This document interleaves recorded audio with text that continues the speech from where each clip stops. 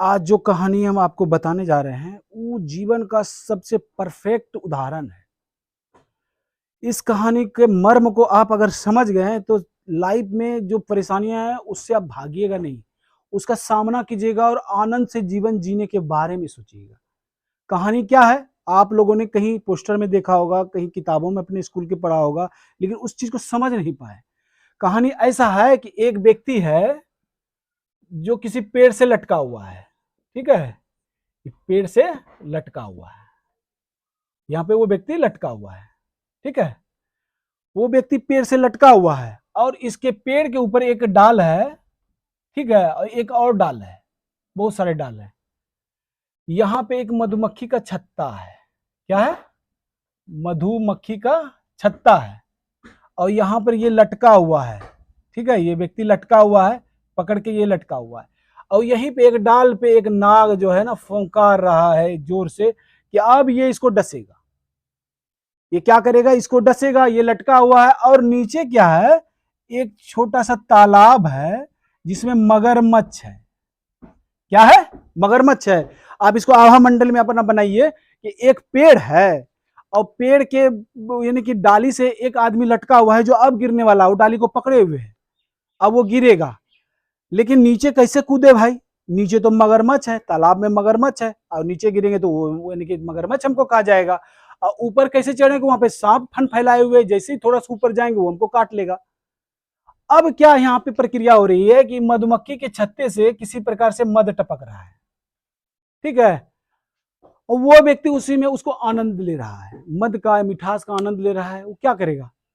तो जीवन यही है कि हमें जीवन में चारों तरफ से, नीचे से भी ऊपर से भी, सब तरफ से परेशानियां रहेंगी, सब तरफ से परेशानियां रहेंगी। उसी बीच में हम जीवन में आनंद को प्राप्त कर लेते हैं, वही जीवन है। जीवन क्या है कि इस सारी परेशानियों के बावजूद भी हम आनंद से जीते हैं। ये नहीं कोसते हैं कि हमारा ये नहीं हो पाया, मेरे पास ये नहीं है, मेरे पास वो नहीं है। जो उपस्थित साधन है उसको पहले रखना सीखिए, उसको संभालना सीखिए, ऑटोमेटिक जीवन खुशहाल हो जाएगा। उसका इज्जत कीजिए जो आपके पास है, और जो होना होगा आप कोशिश कीजिए सही दिशा में, आपको प्राप्त जरूर होगा।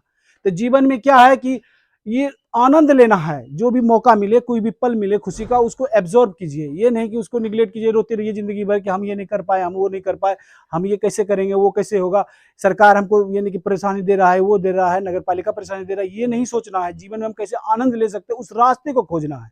तो जीवन का सार यही है कि ये आदमी लटका हुआ है, फिर भी जान का डर है कि यहाँ कूदेंगे कुछ देर बाद तो वहां तो छूटना ही है, क्योंकि मृत्यु तो इंसान की होनी ही होनी है।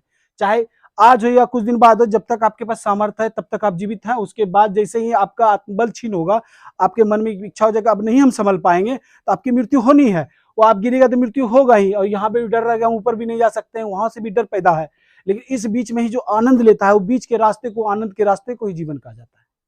जीवन क्या है?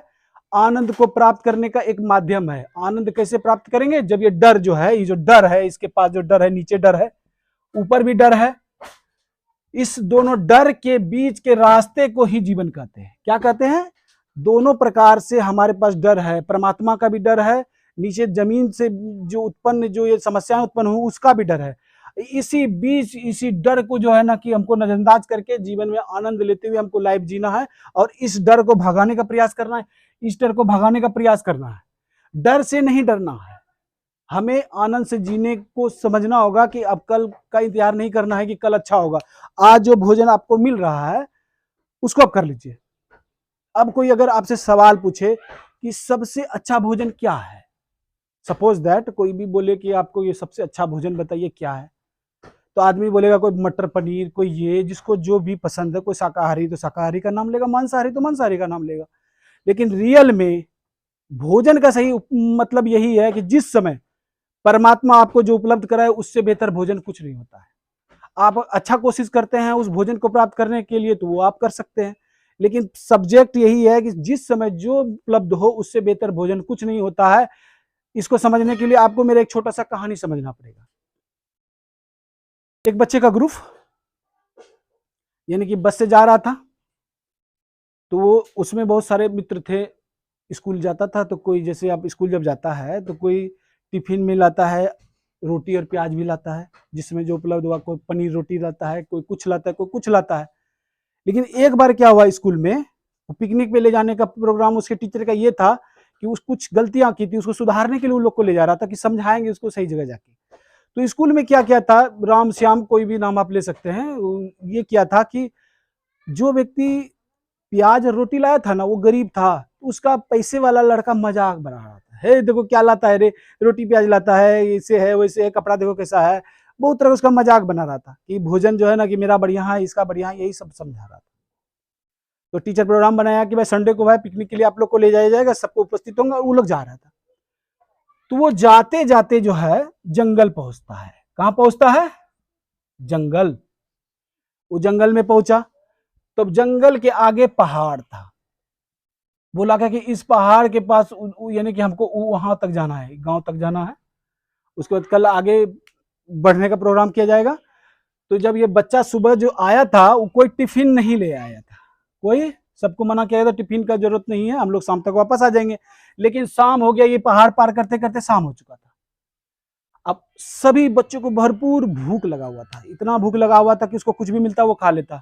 तो वहीं पे एक आदिवासी का गांव था, उस गांव में बच्चे सब जाते हैं, टीचर जाते हैं, उसको बोलते हैं कि देखिए हम लोग मैंने हमारा खाना यानी कि नहीं ला पाए और हम लोग वापस भी अभी नहीं जा सकते, हमको भोजन की आवश्यकता है, सुबह से हम लोग सही से कुछ खाए नहीं है।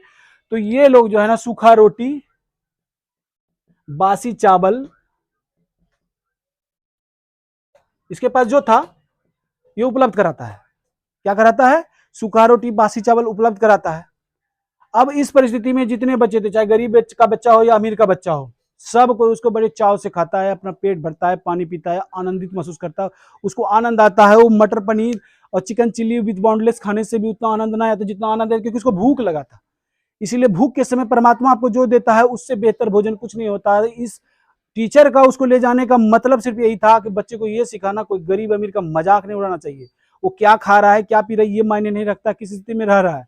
परमात्मा उसको स्थिति में रखा है, इसलिए वो आज तुम्हारा दिन अच्छा है तो कल इसका भी अच्छा होगा। इसीलिए जिस समय तुम्हें जो भोजन मिले उसको ग्रहण करो, क्योंकि परमात्मा तुमको आज यही दे रहा है, कल बेहतर देगा। आज जो लाइफ तुम जी रहे हो, ये मत सोचो कि हम आलू बेच रहे हैं, प्याज बेच रहे हैं, या ये कर रहे हैं, वो कर रहे हैं, या हम IAS अफसर के बेटे हैं।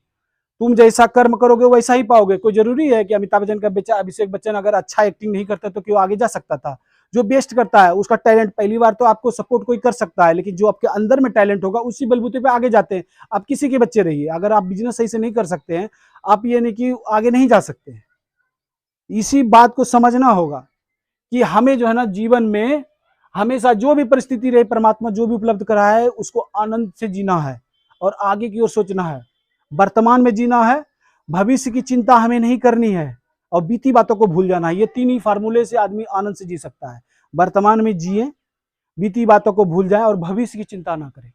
मेरा मोटिव इस वाक्य को बताने का यही था। जीवन का सबसे मेन इंपॉर्टेंस यही है कि आदमी भंवर में लटका हुआ है, इधर भी प्रॉब्लम है, ऊपर भी प्रॉब्लम है, हर तरफ प्रॉब्लम, उसी बीच में वो आनंद ले सकता है। उसी आनंद को जीवन कहते हैं। जीवन क्या है? एक आनंद है। बस उससे हमको डर को निकाल देना है। जैसे ही डर निकल गया जीवन से, आपको आनंद की अनुभूति होगी।